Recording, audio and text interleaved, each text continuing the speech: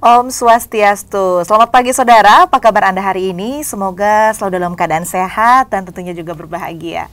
Dan kembali lagi sama saya Dewi Nitya di program Sapa Bali Pagi Ruang Psikologi. Dan saudara, seperti biasa di Sapa Bali Pagi Ruang Psikologi kita selalu akan menghadirkan narasumber, ya, seorang psikolog yang masih perwakilan dari HIMSI atau Himpunan Psikologi Wilayah Bali, tentunya dengan tema-tema yang berkaitan dengan psikologi yang selalu berbeda begitu ya setiap minggunya.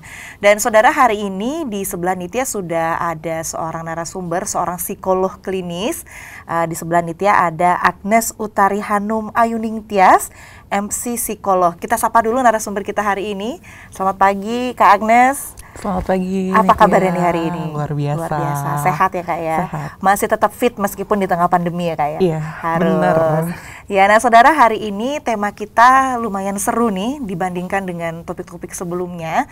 Kalau sebelumnya kita banyak membahas soal produktivitas, kemudian soal parenting, kemudian soal stres, depresi dan sebagainya. Hari ini agak sedikit lagi booming ya Kak Agnes ya topik kita hari ini, karena hari ini kita akan bahas soal sendiri, kesepian, dan strategi untuk menghadapinya di masa pandemi COVID-19. Sudah dengan ahlinya. Ini cocok buat saudara-saudara di rumah yang merasa kesepian gitu ya Kak ya. Di situasi seperti ini situasi apalagi seperti ya. ini, jadi mungkin sharing kita hari ini akan lebih seru ya. Tapi selalu seru biasanya setiap segmennya. Oke Kak Agnes, kita kalau ngomong soal kesepian nih, apalagi yang seumuran-seumuran Nitya rentan ya kesepian. Apalagi kalau jomblo ya Kak ya. Iya. Apalagi iya, kalau jomblo. bukan cuma yang jomblo bukan ya. cuma yang jomblo Iya. ternyata. Nanti lebih lanjut dibahas soal ternyata nggak cuma yang jomblo aja yang bisa kesepian gitu. Tapi sebelum kita masuk ke situ Kak Agnes, sebenarnya kalau kesepian gitu, kalau dari psikolog sendiri sebenarnya seperti apa sih kondisi kesepian itu Kak Agnes? Oke. Kesepian sendiri sebenarnya satu perasaan, sama kayak kita merasa sedih, merasa senang, merasa bahagia. Kesepian itu juga satu perasaan. Timbulnya saat kita merasa hampa, kita tidak memiliki teman, kita tidak memiliki orang yang bisa mendukung kita. Nah, di saat itulah kita yang namanya merasa kesepian itu. Oke, berarti itu juga bentuk emosi gitu ya Kak? Benar-benar emosi bentuk kita. emosi yang negatif begitu Kak? Negatif ya. Karena dampaknya nanti juga akan lebih ke arah yang negatif seperti itu. Oke. Kalau misalkan kita lihat sekarang kan kesepian itu sebenarnya pasti ada penyebabnya gitu. Ada triggernya gitu ya. Benar. Tapi sebenarnya apa sih Kak yang memicu sehingga seorang tuh bisa ngerasain kesepian itu apa? Oke. Kesepian itu sebenarnya kan bersumber dari pikiran kita. Oke. Jadi saat kita berpikir bahwa kayaknya aku kurang nih punya temen, aku kurang nih punya dukungan sosial, aku kok rasanya sendirian aja sih, nggak ada orang yang bisa memahamiku. Oke. Nah, pemikiran-pemikiran seperti itu nih yang bisa akhirnya memicu seseorang mengalami yang namanya kesepian. Oke, kayak kok kayaknya nggak ada yang care sama aku gitu, bisa jadi juga ya kayak bener kok kayaknya sudah beda dengan dulu gitu, membandingkan yang dulu-dulu gitu bisa. Atau bandingin dengan orang lain juga bisa. Iya, kok kayaknya dia circle-nya lebih rame gitu. Iya, benar. Bisa ya Kak ya? Benar, jadi bisa. kita tanpa sadar memikirkan itu, jadi merasa sepi sendiri. Sebenarnya wajar nggak sih Kak? Atau memang setiap orang itu pasti akan pernah merasakan kesepian ini? Kesepian itu adalah suatu hal yang sehari-hari bisa kita alami. Oke. Sehari-hari? Gitu. Iya, sangat wajar. Tapi balik lagi kalau misalnya itu berlarut-larut, itu bisa membuat kita mengalami banyak sekali gangguan-gangguan baik fisik maupun mental. Mental. Iya. Berarti kalau kita bilang siapa aja tuh berarti bisa atau mungkin untuk mengalami kesepian? Bisa banget. Saat seseorang sudah bisa berpikir, misalnya nih anak-anak, kapan sih anak-anak bisa merasakan kesepian? Saat dia sudah bisa membandingkan dirinya dengan misalnya nih teman-temannya yang lain, atau membandingkan dirinya dengan apa yang dia lihat di TV, apa yang dia baca. Nah, di saat itu dia bisa mengalami kesepian. Karena apa? Pemikiran kesepian itu kan sifatnya subjektif. Tergantung kita mau mempersepsikan itu sebagai hal yang positif atau hal yang negatif. Kayak gitu. Saat kita sudah mulai ngerasa bahwa aku kayaknya kurang nih dalam segi ini, situlah kita merasa kesepian. Berarti nggak menutup kemungkinan tadi yang kita bahas di awal, meskipun kita punya pacar gitu, walaupun rame di rumah, tapi belum tentu kita tidak merasakan kesepian. Tapi kalau ngomong-ngomong soal jumlah orang yang ada di sekeliling kita nih, berarti sendirian sama kesepian itu hal yang beda ya Kak ya? Beda banget. Ini mungkin juga teman-teman di rumah bisa merefleksikan ya, di sekitar teman-teman sekarang ada siapa gitu kan.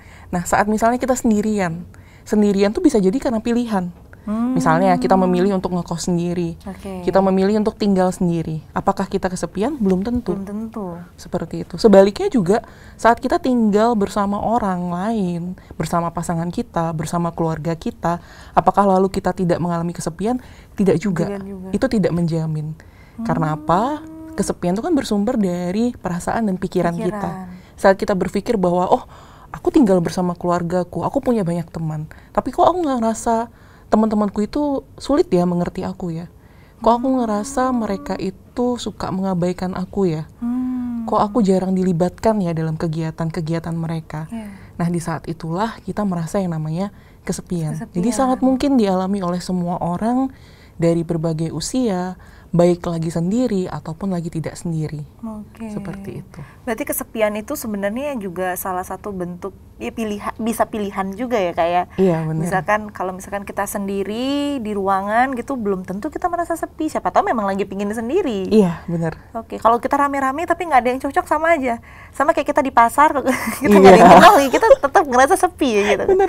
Tapi kalau tapi ada nggak Kak kalau yang sendiri akan kesepian itu juga ada? Bisa banget. Jadi memang kalau saat kita sendiri kan mungkin juga ngerasain ya teman-teman di rumah ya, saat sendiri kan pikiran kita kadang-kadang melayang terlalu jauh nih. Suka membayangkan kejadian-kejadian yang dulu, suka mengingat masa lalu, suka mengingat bagaimana sih dulu kita sama teman-teman, terus akhirnya ngerasa sedih, kok sekarang aku nggak ada teman-teman lagi, akhirnya ngerasa kesepian itu.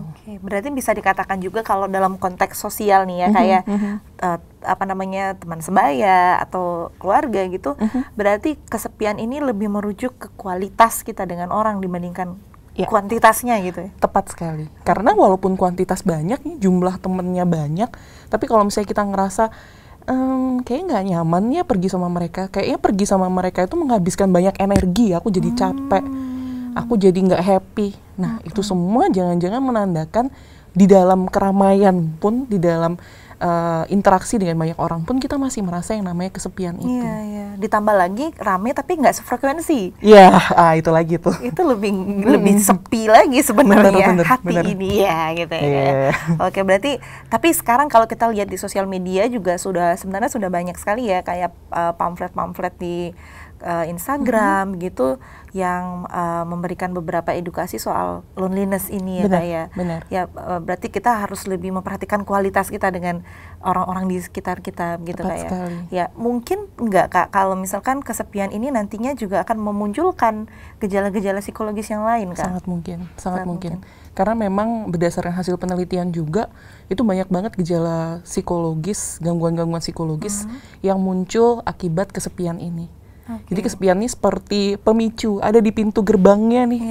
Begitu pintunya kebuka, sudah banyak banget gangguan-gangguan yang menanti.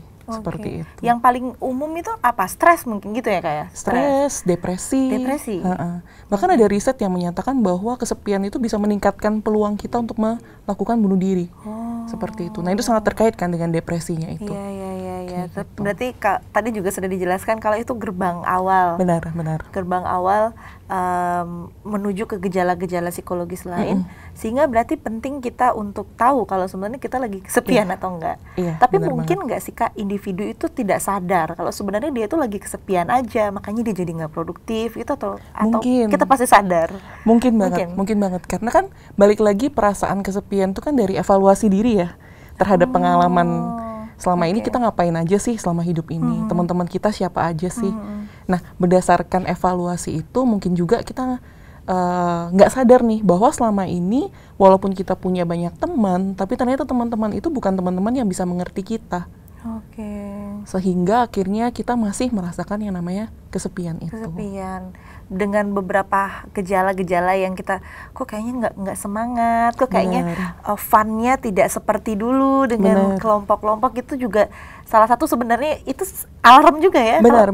Kalau misalnya lagi ngumpul nih sama teman-teman, terus misalnya kita ngerasa aduh kok nggak nyambung ya obrolannya, kita menyudut sendiri, duduk di pojokan gitu kan, merasa nggak nyaman, merasa pengen pulang aja, ngerasa bahwa Kayaknya tempatku bukan di sini nih. Nah, itu adalah tanda-tandanya juga. Berarti Oke. memang mungkin bukan circle itu yang kita butuhkan. Kayak gitu. Langsung refleksi nih Tia nih, oh kayaknya aku pernah deh kayak gitu. Siapapun, soalnya di awal sudah dikatakan kalau siapapun ternyata Benar. bisa mengalami kesepian itu. ini. Nah, karena kadang juga ada beberapa individu yang nggak sadar dengan perasaan kesepian yang ternyata dialami, berarti kita perlu tahu ciri-cirinya kesepian itu apa gitu Iya, Kak. benar. Tapi mungkin kita akan bahas setelah segmen yang satu ini ya, Oke. Kak Agnes. Silakan. Oke, saudara, itu tadi perkenalan ya di awal tentang apa itu kesepian. Kemudian ternyata kesepian bisa dialami oleh siapa saja begitu. Dan setelah ini kita masih akan membahas kira-kira seperti apa sih ciri-ciri begitu yang paling umum, yang paling sering kita rasakan ketika kita sudah mengalami kesepian. Tapi setelah yang satu ini, untuk itu jangan kemana-mana, tetap bisa Pembali Pagi Ruang Psikologi.